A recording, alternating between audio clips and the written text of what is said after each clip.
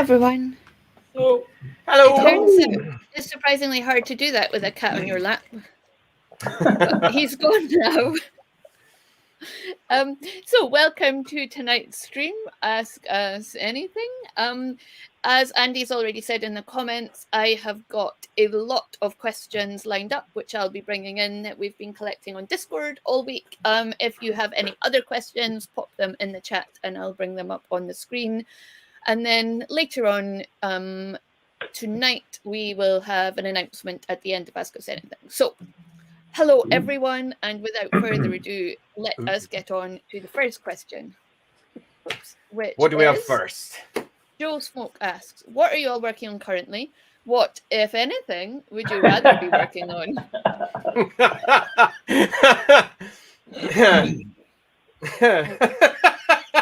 It's always a fun question, isn't it? So I suppose I'm working on Rookery things, for those of you who don't know out there, which is our combined piece of awesome, which I'm sure others can chat about. I also freelance slightly on the side every once in a while, currently doing a little bit of work for charity. No, it's not for charity. It's for Critical Role, for those of you who know the Critical Role show that's rather famous in certain circles. I'm also helping out a French computer role-playing company put the last remaining vestiges of their tabletop version of their setting into place. That's for Tactical Adventures. So that's what I'm currently doing. The majority of my time, like about 50, 60 hours a week, is far too much of my time, is currently sunk deep into the Rookery.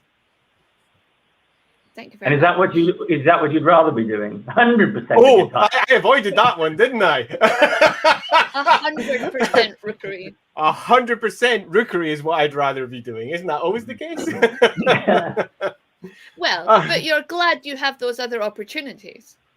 Yes, of course. And if I was to if I could do anything net out, which I suppose is what the question is asking, I think I probably would stick with what I'm doing currently. I'm really, really enjoying putting it all together. What would I rather be doing? What I'm actually doing. I am one of those really lucky people who's living the dream life, working on the stuff that we really love, doing the things that we really enjoy. So, yeah, so it's boring, but true. I'm going to go counterclockwise and go to Mark. Oh, okay. Or not. Well, currently working on. Graham. No, I'll dive in. Currently, Rookery, with me, it's 100% Rookery stuff at the moment. To the point where I'm actually turning down freelance work, which as a freelancer is always a difficult thing to do, because you feel that if I turn work down now, they'll never come back, they'll never ask again. But I am, thoroughly committed to this because it's the thing I want to be working on. Right now, I'm building the website for us, which is an interesting new challenge. Do that properly, because I've done website work before, but it's always been a bit, spit and sticky tape and just that's good enough. That'll do. That's a web presence. That's fine. Away it goes. But we're a bit more professional about this these days, so I'm doing it right. So it's exciting to learn that. Same with doing the layout for our books. It's kind of a fun learning experience to get to the point where you're not just drawing pictures to fill holes in product. It's kind of like assembling it and crafting it. That's always kind of making the really holes. Fun. Yeah, determining the holes. Yeah. So yeah, I have to say nothing I would. What I would like to be working on is our 5th or 6th book. The first 4 or 5 having been massive successes. Good call. Yeah. Good call. And Seagull is currently working on building some scratch-built sci-fi train for a skirmish game. So nice. Good to know, Seagull. Thank you. Yeah. Graham, what are you working on? Well, I'm dividing my time between the project that Andy mentioned, Celesta, Crown of the Magister. Yes. And while Andy's working on the tabletop adaptation, which was a Kickstarter reward, I'm now working with the rest of the team on the first package of DLC. which is going to include a few more locations, adventures, and storylines. Plus, I'm kicking off a project with a studio in Finland called Among the Trolls, which I think it's been announced, and it's a first-person survival game with folklore elements, which is really interesting. It hits all my geek buttons. And I'm very happy to have those things because they pay the bills while I can put spare time into the Rookery. Which is, I mean, that last one sounds like the very definition of Scandinoir. So it has that to it, yes. Yeah. So it's a lot of fun. I don't think I'd rather be doing anything else except I wish I had more time for the Rookery. And I'm, of course, day jobbing away while I do the business management, setting up the streams, marshalling the other rooks as and when required, and and eagerly awaiting to do what is my main job, which is proofreading of the proofs when they come in. What would I rather be doing? I'd rather be like Mark. I'd rather be proofreading like our 5th, 6th, or 7th product. That would be amazing. I'm excited for when the website goes live. I think it sounds really. I can't wait to send the link to my mum and dad so they can see it. My dad's really excited about it, but he doesn't really understand what it is. So I've had to send him like an explanation of what Rookery Publications is and what we do, so he can tell all his friends, which is adorable. He's sailing off the coast of Mull just now, so he won't watch this because he's on a yacht. That makes us sound really rich. It's like, it's not a fancy yacht. It's like a sailing yacht that you have to crew yourself. Does that not? That doesn't. No, it doesn't really help. It's not his yacht. It's still a yacht. Yeah. It's still a yacht. Yeah. Not a coracle. He's paddling around the pond. No. What's next? Sailing off the coast of Mull is an improvement because previously he's been sailing to Norway, and that's always a little bit nail-biting when he's in the middle of the North Sea for the rest of the family. So, Ralph, shall we? Ralph has popped this in the chat. So my question would be, if you could place the stuff you're currently working on for the Rookery anywhere in the old world, where would you? Oh, correct. That's an interesting question.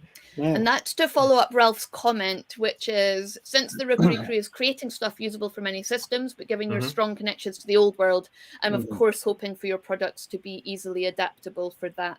Massively. Understandable. Yeah.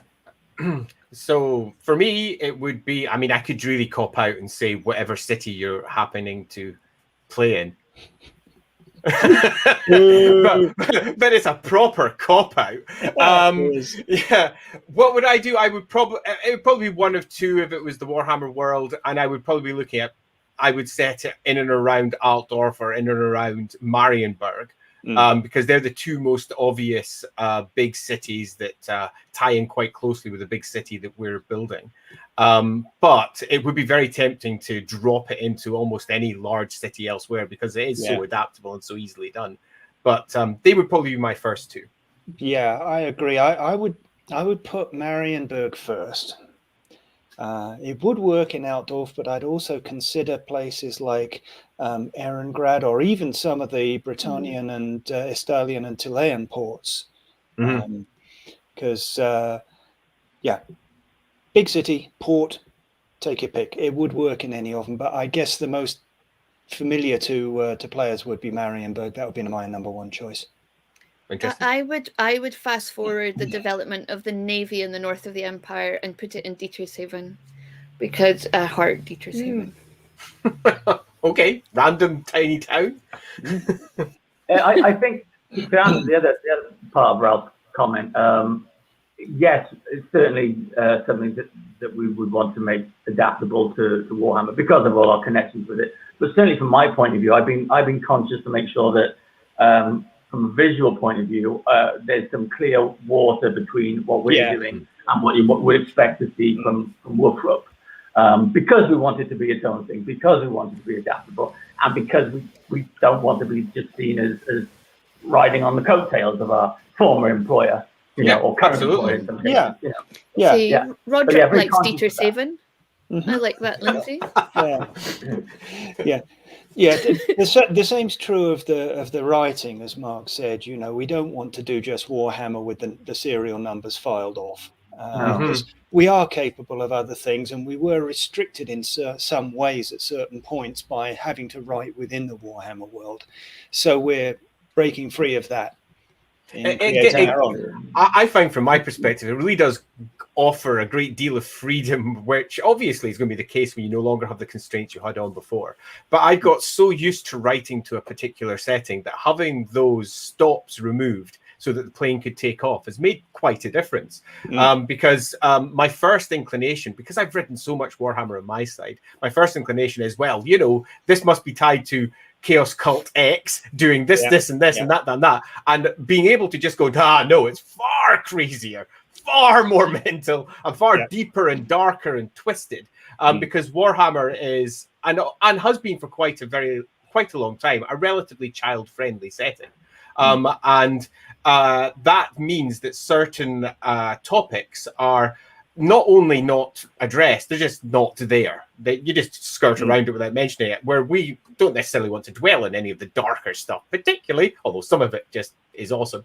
But there are some topics that we'd at least like to discuss and talk around, and that's fun because we can do so now. So there's a whole host of really awesome content that we can start pulling on that's so very different to what we've done before. While similarly is, I think, reminiscent in some cases too.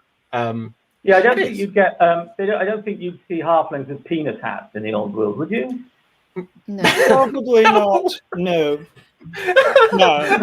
We so went there. We did, and it's awesome. This man here, yeah. But also on a less light-hearted note, you know, I've been frustrated from time to time, wanting to talk about some of the tough stuff through the medium of a game, and you know, been completely told no. And avoid it.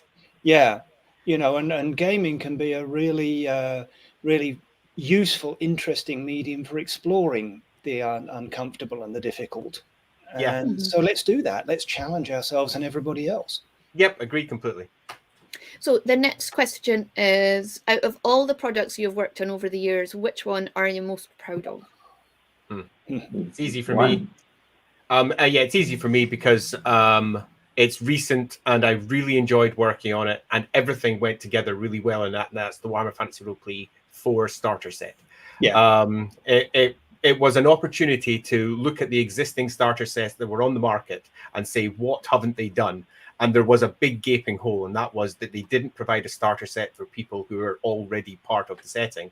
I knew it back to front. I knew the game even. What they were providing was a starter set for people who were new to the hobby or people who were new to the setting. And often the adventure that was offered was boring, and the extra material found inside the box was almost non-existent. So it gave us an opportunity to provide an entire setting in a box. It wasn't just a starter set for beginners, it was a starter set for everybody that liked Warhammer Fantasy Roleplay. And going to town on that and providing a big wealth of background for an individual setting that could keep a campaign going for years, to take not just one adventure, but dropping 10 of them into a single box, adding a whole bunch of pre-gens that had options built into them. So even though it was a pre-generated character, when you picked it up, you could make it your own one very quickly, by just looking through some of the various options and saying, I'll take that one, that one, that one, and that one. And suddenly it's your version of the character. It's now your character. It's not just something pre-generated and given to you.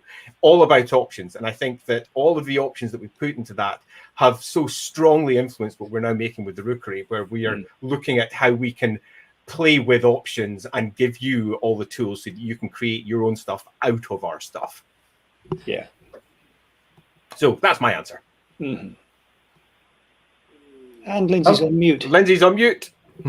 Well done. There were some comments in the chat agreeing that I just brought up on the screen about the starter set. Thanks, everyone. It is good. Here, Ralph is just commenting, the Wifrip starter set made me stop going directly into the enemy within. It's such an interesting set with so many options what to do, especially with the follow-up adventures. And then I just hope lots of acronyms. It was right. I just hope the acronym's hit. Yeah, I think UR is Ubersreich and Thanks. TEVV is probably the enemy The enemy within. within last part. Right. And we'll find out, I so suppose. bad with acronyms.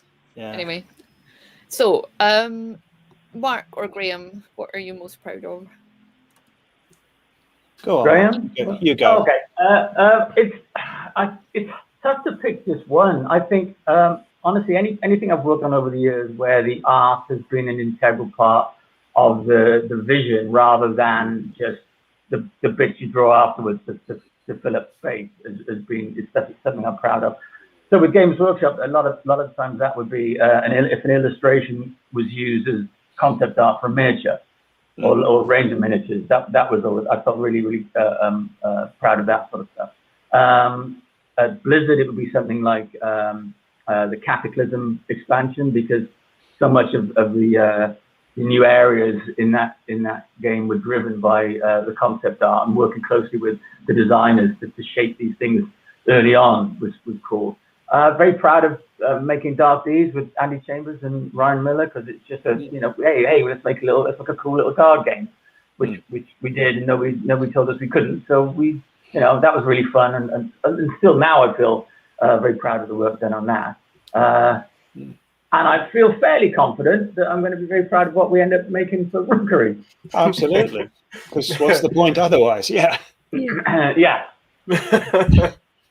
Graham? All right. Well, I have to say my stock answer to this was always Shadows over Bogenhafen, because it just caught on. The reception was far beyond anything I could have imagined when I was writing it.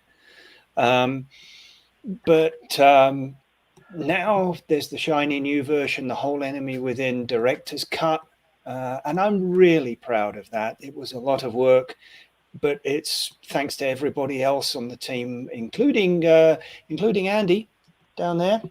Yep. And Mark, I think you did some art for it. He did in the very first significant amount, yeah.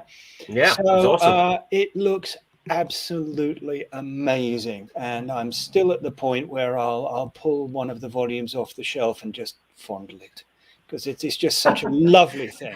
I don't need to know about your fondling at home, Graham. Fondling your volumes, oh yeah. Yes, quite. So that's a sign that I'm very proud of that. For me, it's Wifrit 4, because I had, done some editing, some writing jobs, and I had seen Andy work on Wifrit 2, and I had played Wifrit since Wifrit 1. So to have so much of me poured into that book, especially the careers section, was amazing.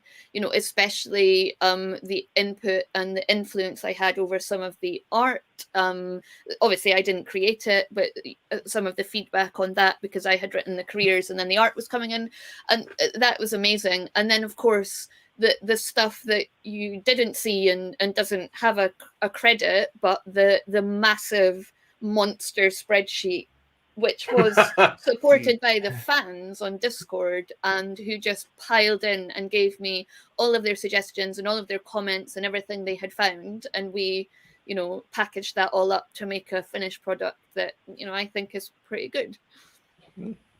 Yep. So what's next? There's one, here's one. Oh, sorry.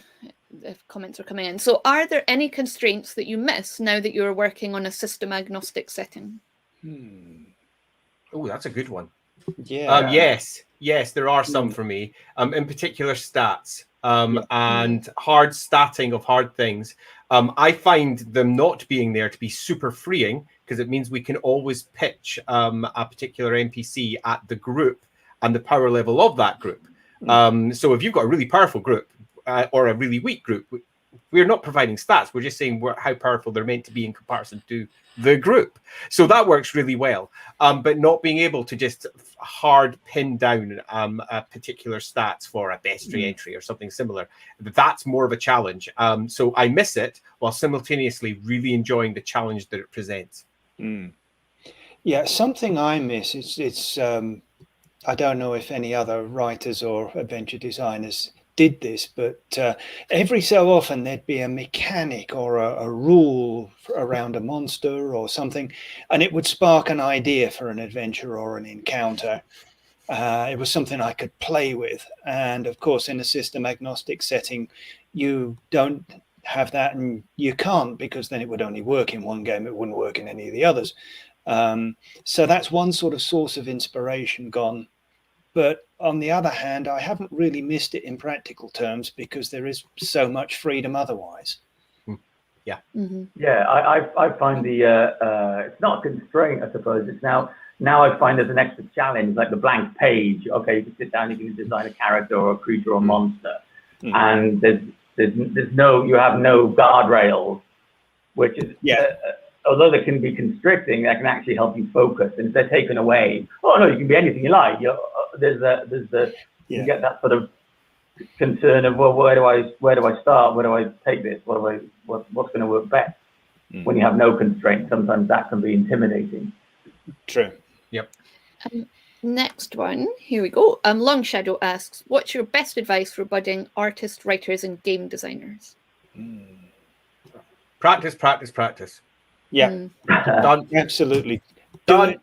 Do it. Keep doing it. Mm-hmm. Never give up. Keep sending it out. Collect the rejections. Listen to the advice. Keep doing it. Yeah. And be fully aware that every single thing that you do, even if you hate it, somebody else might love it. Particularly when it comes to creative works, it's very easy to beat ourselves up. Very, very easy to beat ourselves up. Particularly if you have a perfectionist nature, which many creative types do. Don't do it, finish it, move on. Practice, finish, move on, and learn from each process and take the knocks.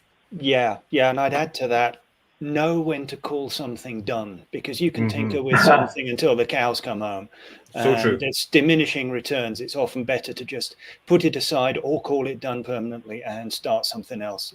Yeah, agreed. I love see go draw and scribble over the back of rejection letters. Free paper. There you go. Absolutely. Email, you know. Yeah. Sadly. I mean, do what you love. You know, is my advice to artists. Don't fixate too much on what the industry expects, or what what it was. I think it was Mark Twain that said comparison is the death of joy. So be careful about what you look at. Make sure that what you're doing is at least has some of you in it, rather than what the industry standard. Everybody's painting this. I better go and paint that then. Find your own voice, which is difficult. Can be difficult when you're starting out. If you're a budding creative, you can't help but be influenced by what you look at, what you read. Particularly these days, with the endless amount of information on the internet now. It's kind of like it bombards you, and there's a challenge, I think, there to find your own style, to develop your own voice, because you can't help but absorb everything that's coming at you. So take time away from all that and focus on developing your own style and your own strength. But that's really now, because there's so many other people out there doing the norm. Sometimes the only way to break through that is to do something that feels a bit of a difference. I think that's really good advice, Mark, and actually really Agreed. profound. Like, do what you love, because if you can, and also the comparison thing, if you compare yourself to other people, even when you were at school, there's always going to be someone who does better, who earns more, who's done more and more quickly than you. And if you're only doing what you're doing because you want accolades and you want laurel wreaths, then, well, ultimately you're always going to be disappointed in the end, because those things fritter away to nothing. Whereas if you're doing something you love, every day is a gift. And every day, no matter what the output is, absolutely true. It's self-happiness. Yep. Yeah, Very and also true. practice. Yeah. Because seriously, practice. Yeah. So what pun joke are you proudest of? Oh man. Okay, That so was you. Super Shiny Purple has indeed pulled out my favorite one from Warhammer Fantasy Roleplay 4, which was come the midnight hour, we will cry more. For good old Wilhelm Gottlieb, Billy Idol, the Morian priest. Without doubt, my favorite one. When I wrote it, I was chuckling to myself while simultaneously going, can I actually print this? Because it is so stupid, but I love it. And of course I did. So my one was easy because it's already been highlighted. Right. Well, my favourite one, I can't actually take credit for it myself because it was the name of a character from my college D&D campaign. Hi, Anthony. But it was the Once Upon a Time family. The Rulers of That's my Bergenhafen. favourite one. Yeah, I'm it's not also a big favourite pun of joke mine. creator, but I'm a big pun joke consumer. And that is one of my favourites, I have to say. Mark, obviously. Damn Blast is good. Oh, Thank you. Damn Blast, yeah. Damn Blast always made me amused. That was me, yeah. Damn Blast, but that was his name, Damn Blast. Yeah. Any visual jokes that you're proud of, or does your oeuvre not extend to that? No, I do. I love a pun, as everybody knows. I'm trying to think of any. I have to go back to the halfling's cocked hat. Is the one I think of recently. No. There must be other stuff. Can you believe I only just got that cocked hat? Oh God! Oh dear. I don't know. I'll have to. I mean, I'll think and come back later with one. But yeah, I do. Yeah, any chance I get to make a daft pun, I'm all about it. I love it. So, next one, Smiling Tom asked on Discord, have any of you dabbled with board game development in general, i.e. non-RPG board games, that is? Oh, yeah, for sure. When I was on staff at Games Workshop, the writing and editing staff mucked in on absolutely everything. So, I was involved with rules development for Dark Future, did a little bit for Hero Quest and Dungeon Quest and Talisman, and basically anything that needed doing. It just got thrown into the writer's pool and one of us had at it. On my side, somewhat similarly, when I was at Target Games, I was working as sales staff of all things there, and their design team were in the next room. So, yeah, pretty much lived there, doing exactly the same things, working on the war game, helping them work through how the different pretty much everything actually that was involved with the game. As you say, you just get pulled in and you sit down. And I ended up doing all the primary playtests for one of their games and going home and making all the various versions of it so that we could play it. And but your from mini that point, games, Andy, your mini games though, like they are full-on board games. They have cards, they have their own rules, they have their own boards. Like I would say that you've dabbled in it. And from not just that, but from my role playing in general, I tend to find that most of my board game development, for want of a better description, has been done for us, our own personal games, and some of that then bleeds out into my role playing work, as and when you can use those sort of rules at a role playing table. But you will almost certainly see a lot of that influence in some of the work that I'm doing for the Rookery, because I just can't help myself, just because those stuffs are so much fun to play with. Yeah. So yeah, and I'm sure every other. Sorry, Mark.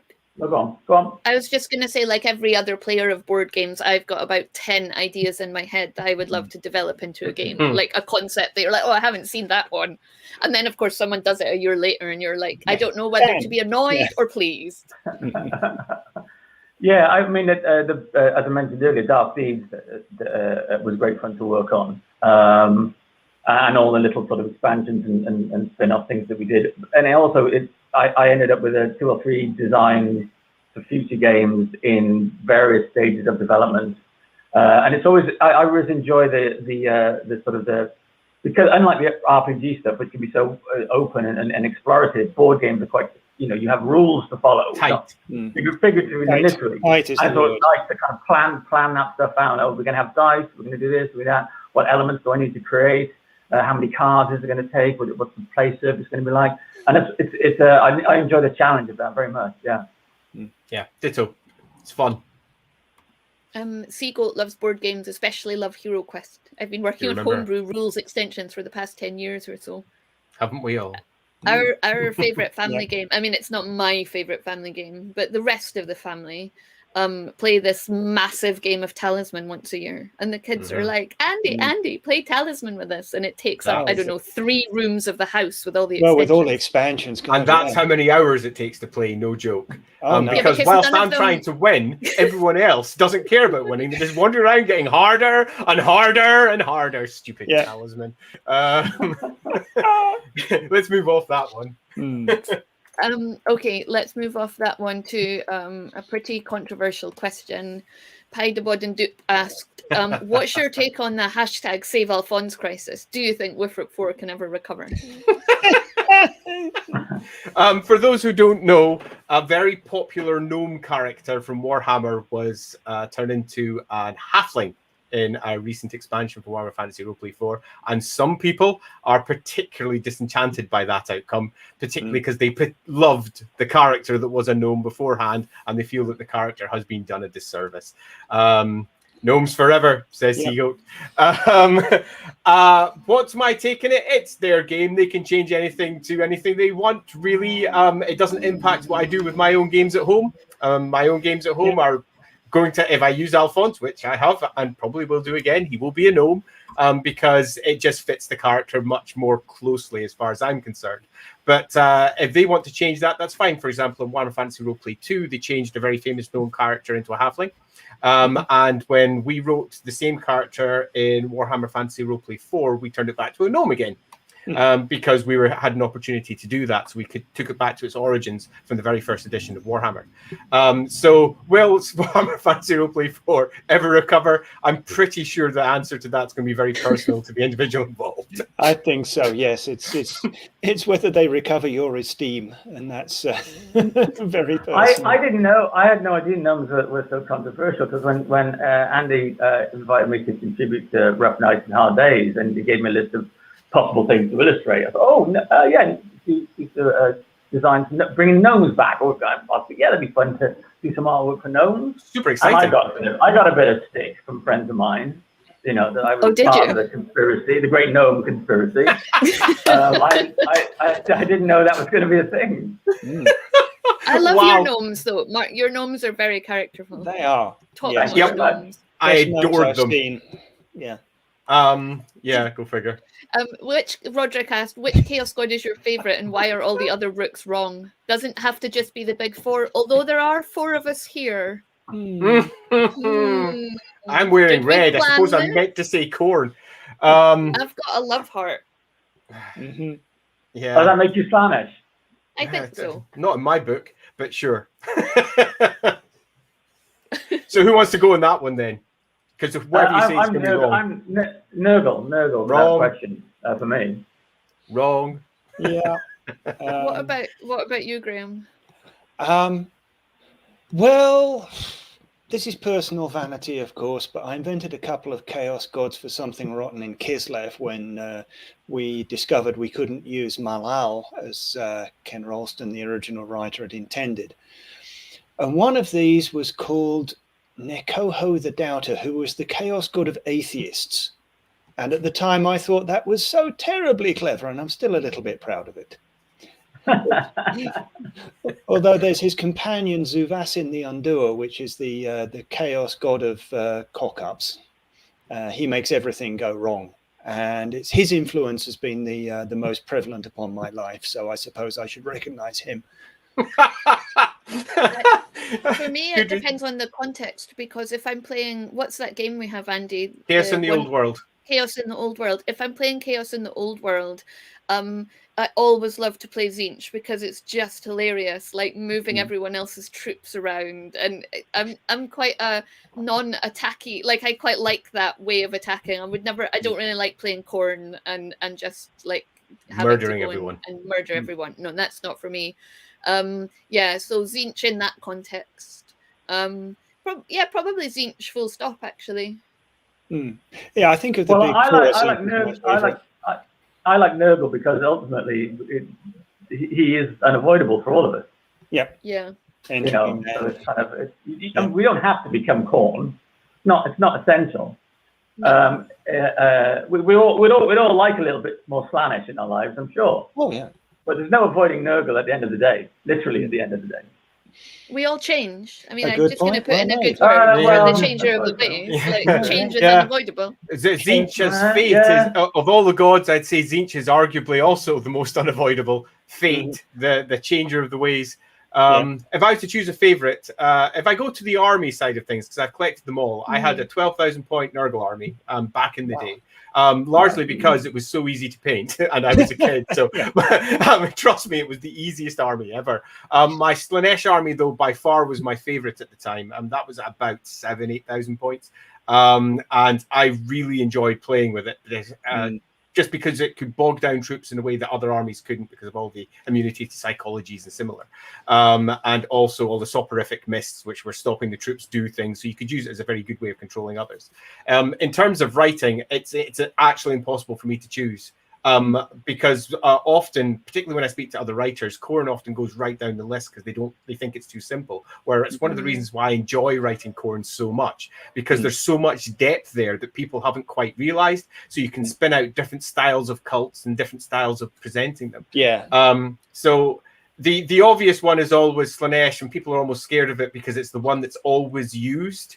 Because it's the one that's so close in role-playing games to the surface that you can very easily have a social interaction with, and it doesn't immediately turn to, holy shit, that's Nurgle. Because you can tell from here. I mean, seriously. But in terms of writing, it's impossible for me to choose. In terms of game playing, I really enjoyed Slanesh. Back in the day. If it's Blood Bowl, then Slanesh, because I've got a Slaneshi Blood Bowl team, the Slaneshi Saints, and they've all got names like Rut Silvermane and Brute Longhorn. Like they've all got slightly smutty names. And Andrew converted like a really nice. I mean, she's a Chaos Warrior, but she's not. She's beautiful and like she's elegant like a dancer. So yeah, and they've got a really nice color scheme. So yeah, Slanesh for Blood Bowl. There we go. But you're all wrong, of course, because that's the question. Yeah. Here's a question from Ralph. Are you creating stuff that will be very interconnected, or are you going for purely standalone projects? Yes. Both. Yes. In fact, you've hit upon a key design goal, which is to create products that are entirely standalone, yet simultaneously are one big story, like taking Voltron and clipping him together and turning him into a gigantic robot. It's individual products that each stand by themselves while simultaneously create a monstrously epic narrative. That you can play with as you wish. So it would be a little bit like if you look at, say, The Enemy Within, going, well, actually, I'm going to take part 4, then go to part 1. And part 4 would be, for example, an entirely standalone product that you wouldn't need to have played part 1, 2, and 3 to understand. Yeah, my favorite metaphor for what we do is Legos, where you can buy a set that makes up into a particular thing. American, Legos. You just said Legos. It comes from the Danish to play, so it's nicely, actually grammatically incorrect to Legosize it. It's pronounced. I believe it's pronounced Lego as well, isn't it? I don't know. I don't speak Danish. But, I speak Norwegian. But anyway, that the interconnecting brick toy product, because you buy a set and it's there's a particular thing on the cover that on the box that you can make with it. Or you can put the bits together another way. You can put it together with bits from other sets. You can do all of that. All of those possibilities are what we're striving for. Yeah, I like that one. Always the Diplomat Mega Blocks. We'll just stick with Lego. Singular.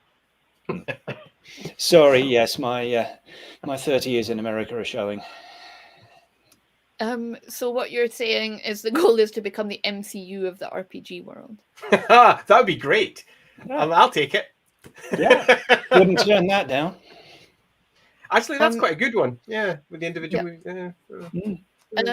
Have you ever run a Wifrit game without chaos? How important do you think the big evil threat is in a settings lore?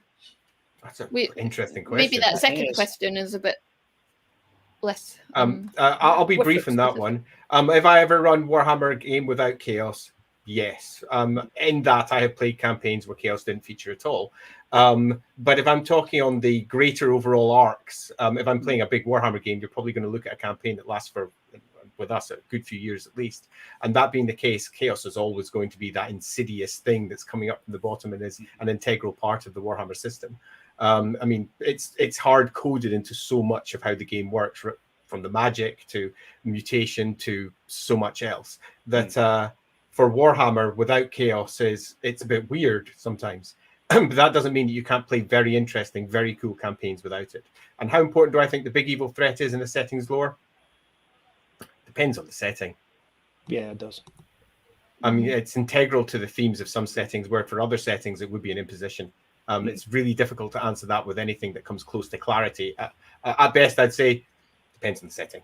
I'll let someone else. And provides a design challenge for us in a system agnostic products, because we need to be able to create threats that are both could stand alone, or you could weave them into your own big evil threat in your own setting lore. That's true. Yeah. Yep. Good point. So we do have one eye on that quite often. Yeah. That's one of the fun things about doing something system agnostic is figuring out ways it can tie into so many different types of settings. Next one. What one piece of art or music provides you with inspiration that you keep going back to it all these years later? Ooh. Hawkwind's Silver Machine. Because I just took a ride in a silver machine, and I am still feeling mean. It's all about his push bike when he was a kid, which makes it, if anything, even better. His silver machine. It's just beautiful. It just encapsulates the joyous freedom mixed in with ridiculous overwrought metal. I love it. So there you go. One thing that always gets me going, even when I'm in the least creative mood, slap on Hawkwind's Silver Machine, and I'm out the other side with a big grin on my face. Go, Lemmy. Mm-hmm. Seagull is pleased with your answer. So he is. I'm going to say Jeff Wayne's musical version of War of the Worlds. Oh, good. It's still I'll still put that whole album on every couple of months, and just even no one would believe that, Mark. Yeah. Even though it sounds sort of a little sort of dated 70s disco. And every time they try and they do sort of, we're going to remix a bunch of, they'll release a new version of the album every few years where we've done some remixes. They're never as good as the original. It's just it's something I never get fed up of listening to it. I can't even think about Thunderchild. It's too sad. I just can't. No, don't get me started. Your life will be forever autumn. Exactly. Well, funnily enough, that's really interesting given the next question. Graham, what about you? Okay. Well, I thought we could next question. No, we're going to Graham first. Well, art has to be The Garden of Earthly Delights by Hieronymus Bosch, because it's so completely chaotic and mental. Music, I would have to say Diamond Dogs by David Bowie, because it was the first album where I felt someone created a world. I mean, Tarkus did it to a little bit, ELP to a little extent, but it was a little too abstract. But Diamond Dogs, that was a world I wanted to see and visit, and I felt I understood at some level. I had characters in it, and I wanted to know their stories. And then, when Nightfall Games and Dave Alsop came out with Slay Industries first edition back in the 90s, I was like, this is it. It's kind of like that. Nice. Yeah, I'm really struggling with this one because I just flit all the time. In things I learn and places I go. But I think and there's one thing I always come back to, but it doesn't really bring me inspiration. It's just like a comfortable place to go. In fact, two things. But I think actually it would be fairy tales. I know that's a bit of a cop-out because they're a whole genre. But if I had to pick one, it would probably be Hans Christian Andersen's The Snow Queen. It's an amazing fairy tale, and it just goes on this crazy adventure. I mean, if you read the original, it's just insane the lengths that this girl goes to get her brother back. And every time I go back to it, I'm like, oh, I see a different layer in it of something that you can take from that for the stage of your life that you're at. So when you were a kid, it was about like striking out and being independent. And now I'm a parent, it's something different because this little girl is going and making all these friends on her way. And there's also, I think, a crow in it who's pretty helpful. So yeah. When? The Snow Queen. Yeah. I got a version I got last year with really nice like lino cut style art in it as well. Oh, nice. Or the other one would be Alice in Wonderland. I always love choice. to go back to Alice in Wonderland for inspiration. Sorry, I got too excited there. To pull up the next question. Yeah. Well, the reason the next question was again from what season of the year do you like the most and why? I just thought that was funny with Forever. Winter. Yeah, autumn. Yeah. Winter, snow for me. I love snow. Snow's great. We get it all too infrequently in Scotland for all we're super far north, and I retain that feeling from childhood that whenever snow comes, it's just the best. And because I don't drive and never have driven, I've never got that bloody snow feeling that so many drivers get. For me, it's just a time of wonder. For me, it's always this season it's about to be. And I'm like, I love autumn. I love winter. But if I had to pick one to live in forever, it would be winter for sure. And I'm always disappointed that the winters of my like childhood are not the winters I get in Edinburgh. Yeah. Like my mum used to teach us how to make cakes on snow days as our lessons, and that was always really sweet. And yeah, I love the snow. Nice. Well, I guess I'm the odd one out here because I mean I do like autumn. It kind of in some ways, if you've ever been to school, it's the start of the year. It's all good intentions and new beginnings and projects beginning, and I still have that feeling. But to me, my favorite time of year is spring when life returns, and it's you see the flowers coming up, the birds and everything, and that feeling of life returning and almost this is going to sound daft probably, but a kind of a magic. There's almost a fey quality to the spring which resonates with me. Wow. Yeah, I'm autumn. I just like the sort of the colours. I'm not really one for hot summers, and I live in California. There's no escaping them. So when I feel that starting to go away, well, yeah, I can't say winter because winter in California is usually like a Tuesday afternoon in January, and that's all I love in autumn when you like step outside. If you live in the UK or a country similar to that, like the moment in August or September when you step outside and like the smell is different and there's like a whiff of chill and it's like it's autumn. That's an amazing feeling. Yeah, when everything's changed and the leaves are beginning to drift from one then I'm colour like, to the it's next. going to be Halloween soon. Yeah. Halloween. Yeah. Okay, you're winning me over there. So Ralph asks if you could name one movie soundtrack that would best describe and be perfect to play during GMing your products, which one would it be? Oh, wow. That's a good one. Oh, wow. We might have to revisit that when we have more products. Oh. Curated. Wow. Yeah, in fact, that's a good answer. How about we return to this in say about a year's time, and we do ourselves a nice playlist. Do that, that does that. So, yeah, it's a toughie to just pull out the hat, particularly because so many influences currently sit there. Yeah. There's some kind of weird serendipity going on because the next question in my pre-prepared questions from Discord was actually being such an integral part of the role-playing experience for many of these days from Smiling Tom. Have you considered creating soundtracks for your project? Yes, we have. Yes, we have, actually. I actually made a Tokaido playlist. We used to play Tokaido quite a lot, a board game about the pilgrimage from Tokyo to Edo, something like that. And I curated a Spotify playlist of traditional Japanese music for all our friends to listen to while we played that. That's awesome. Surprisingly immersive. Yeah. I was going to do the same for every game we own, but I've seen our games collection. We own hundreds of games. That would be daft. Seagoat's a big Well, Carmina Burana Carmina fan. Burana, Carmen.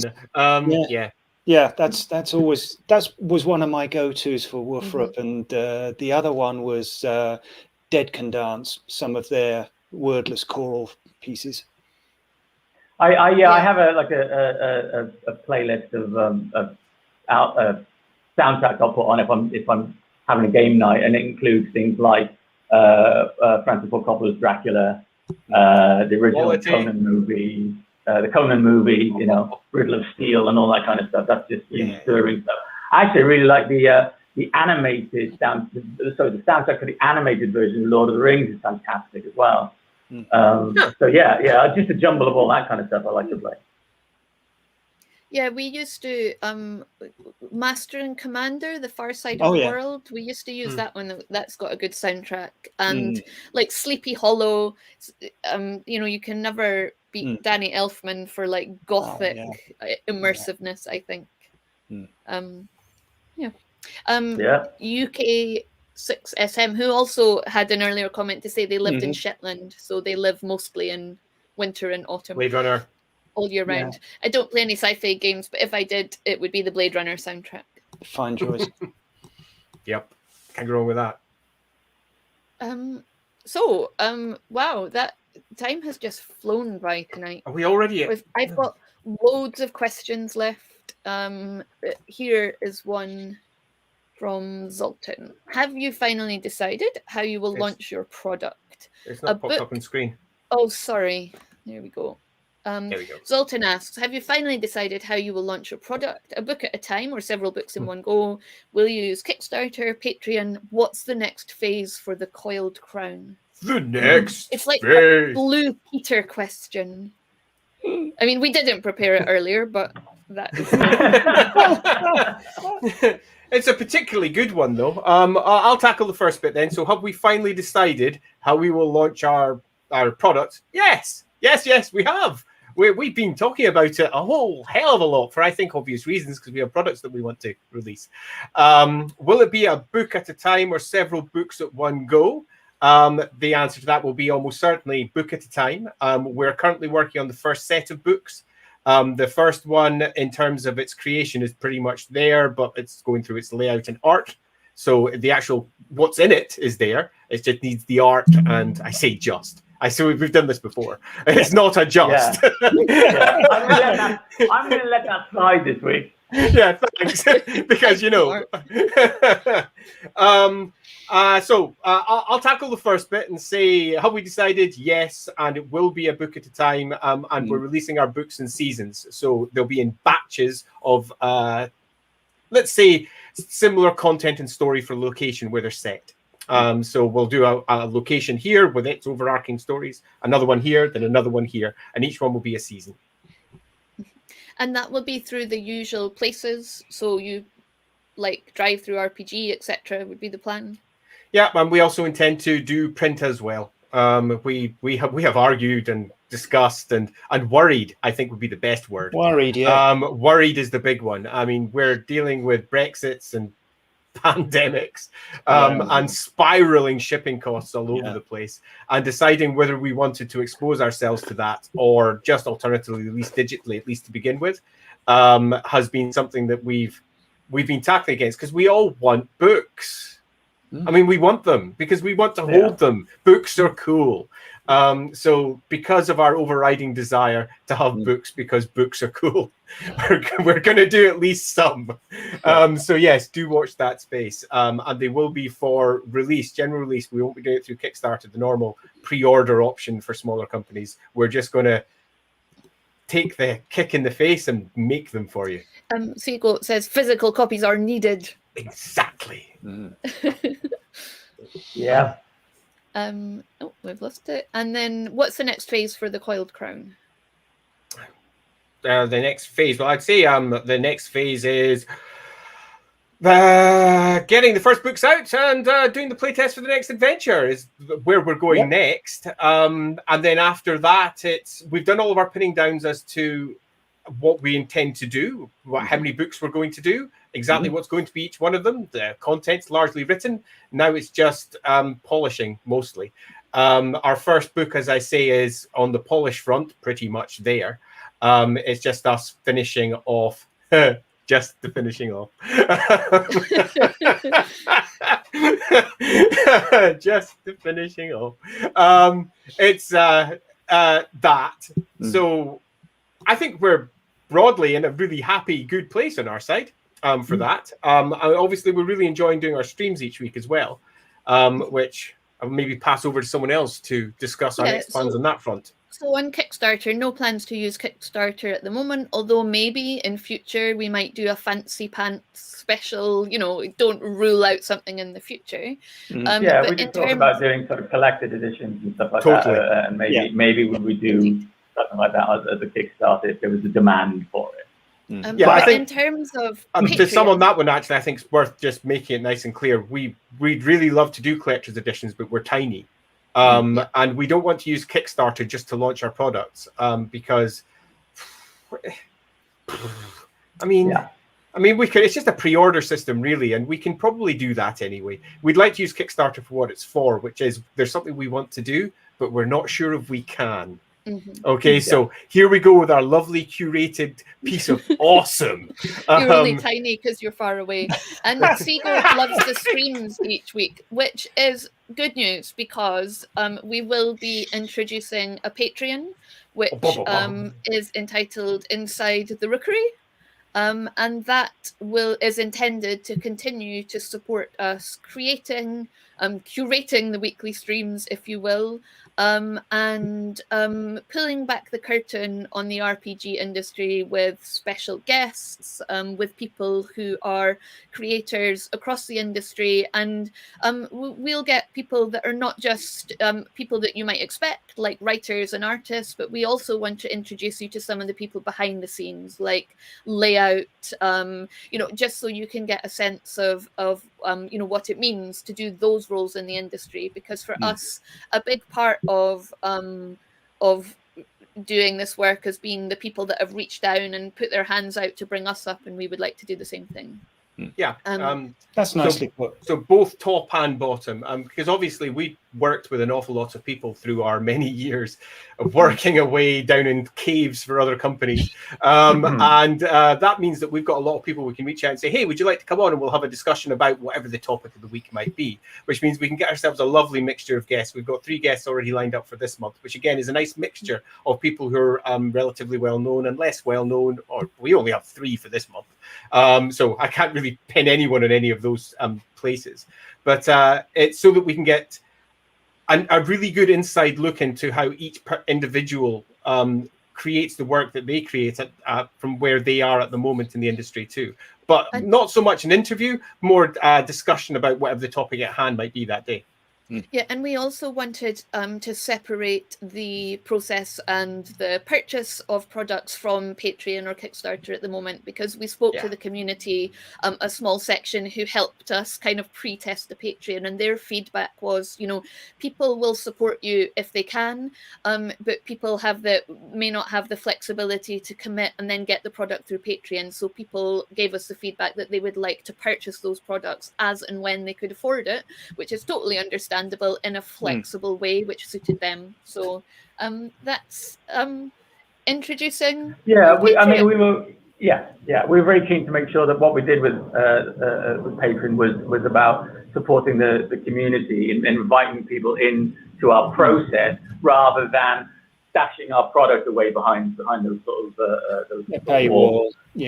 You have to buy it, so we will be selling our product, but it's not like, if you sign to the Patreon, you get it's sort of an exclusive content there that won't be available. It's more about supporting us as creators and allowing us to sort of share more of the process, invite people in and get that dialogue going and stuff like that. So on that, I will press this button over here that says launch, and let's see if it actually works. I'm going to launch it. That's why I'm wearing my launching outfit. Look at that. Share a URL. Apparently, I've got a URL that I can share because it's got confetti all over my screen. I should have shared the screen. Oh, How you should super have. exciting! That's so silly. But You should I have will shared it. say one thing. Our Patreon isn't designed to hide content. It's actually almost the opposite. All of our streams will still be free. Everything that we produce on the streaming side will be 100% free. We'll obviously have blogs and similar, and they'll be sitting behind to begin with the Patreon blogging, whatever. But they'll all move to our website eventually anyway. The intent here isn't to try and create those who have and those who haven't. The intent here is to ensure that we can keep on making the stuff that we want to make. Because as it turns out, streaming isn't free. We have to pay for software and we have to do things that we didn't really intend to do in the first place because we never planned to do streaming. This was something that we did on the side because we wanted to speak to all of the playtesters when we were doing the Ship of Fool playtest. And we just really enjoyed it. We enjoyed discussing it. We enjoyed the interaction that we get to have with everybody as they pop into the stream and they drop comments all over the place. And we get to then discuss that in turn. That's just awesome. So the Patreon that we've set up is designed to, if you want to help us, great. We'll set up a lovely little Discord area that you can pop into where we will drop in all the time and you can chat to us willy-nilly down in that particular area. It will also have a little bit of, let's say, steering towards future content that we do as well. We also have, thanks to Egg Burger, for those of you who know Jodry, the Warhammer Fantasy Roleplay bot, we've also got an entire bot built up now for Discord. And our patrons will get to play test all the cool stuff in there. For example, I'll give you a single example. We've got a few mini games, small games that are tied into the adventures that we've got for the first season of products. All those mini games are being made in the bot. So that you can play them on the Discord channel, or even play them on the Discord channel when you're at the table if you want to do it without using cards or something similar. So they're all getting play tested in the Discord right now for Patreons. We can say that. That's actually real. Egg Burger. Egg Burger is a fantastic guy. He is the bestest person ever. He's a lovely chap. And we're also using that bot to help build the community. So Egg Burger's got a really cool feature that's been sunk into it, allowing you to connect with other players. So if you want to organize an online game, you can use the bot to say, hey, I'd like to play this game. And it'll just hold your details, whatever ones you put in, and other people can then loosely connect with it. Because Discord tends to be a stream of consciousness sometimes. And all of that information can be lost. And the more that it gets used, the more that we can discuss extra features that can go into that, and they'll be play tested inside the Patreon area. So all of our patrons get a chance to try out all those funky features. And our plan is, at least as it currently stands, for each of our various products that have got extras, we'll drop them in as a bot extra. We've gone slightly over, and I know some people have to go because they have other commitments on the Saturday. But it sounds like we should, Andy, do a stream, like a midweek stream, so not an Inside the Rookery stream, and you can show people around Discord and all the new features. I think that would be a really helpful thing to do. So you and I will work that out. We have 2 patrons already. It's so exciting! Oh, we love you. You are the You best. guys are amazing. I've just checked. We've got we love you. Working. You're amazing. Bless you. Thank you so much. Thank you. Enjoy the rest of your Saturday, everyone. And thank you very much. Once we all disappear, I will pop up is it next week or is it the month of September? Yep, it's next week's Inside the Rookery official show. Oh yeah, we've got Steve Saville turning up next week, who some of you may know. He's written a lot. So I will pop us off and we will see you next week. Bye. Bye.